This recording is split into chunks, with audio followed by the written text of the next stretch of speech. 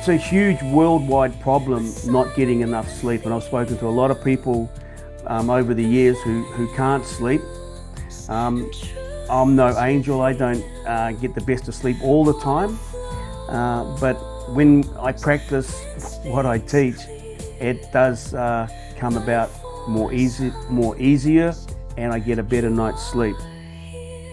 So one of the key things is not being able to produce the melatonin in that pineal gland to actually kick us off into sleep. So when we have bad sleep, we open the doorway up to having nightmares, and when we have nightmares, we create another chemical substance on an etherical level, which is called loosh.